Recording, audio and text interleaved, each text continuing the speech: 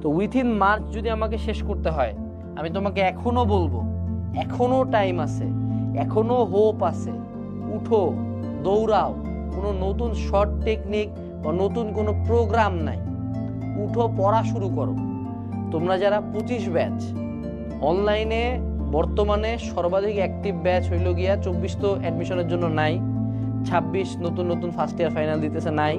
সবচেয়ে অ্যাক্টিভ এখন তোমরাই কিন্তু মানে দৌড়ায় বেড়াইতেছো, কিন্তু সেই হিসাবে কিন্তু তোমার সবচেয়ে টেনশনে থাকার কথা, কারণ নেক্সট বলি তোমারই উঠবে জুন মাসে। তো সেক্ষেত্রে সিরিয়াস হও, দৌড়াও, শুরু করো।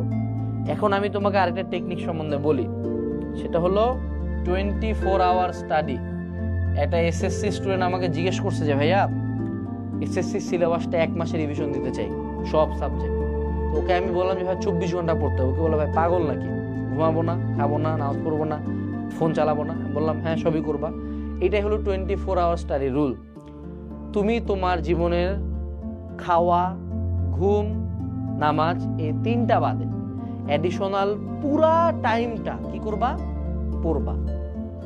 অ্যাডিশনাল পুরা টাইমটা কি করতে হবে? শুধু পড়তে হবে। এইটা হোক তোমার নতুন ইয়ারের রেজলিউশন, যতদিন পর্যন্ত না আমার এইচএসসির প্রত্যেকটা চ্যাপ্টার পড়া না হয়ে যায় শর্ট সিলেবাসের। খাওয়া, ঘুম, নামাজ বাদে পুরা টাইমটা পড়বা। এখন এই টাইমটা যদি রাফলি আসে বা 14-15 ঘন্টা মোটামুটি, তো এই 14-15 ঘন্টাতে একটানা পড়তে পারবো না। সো এখানে আবার পোমোডোরো টেকনিক লাগবে, যে 1 ঘন্টা পড়বো 10 মিনিট ব্রেক, আবার 1 ঘন্টা পড়বো আবার 10 মিনিট ব্রেক, 1 ঘন্টা পড়বো আবার 10 মিনিট ব্রেক। এরকম করে করে পড়তে হবে। পড়তে কি খুব ভালো লাগবে? না, জঘন্য লাগবে। You will feel like shit, you will feel like quitting.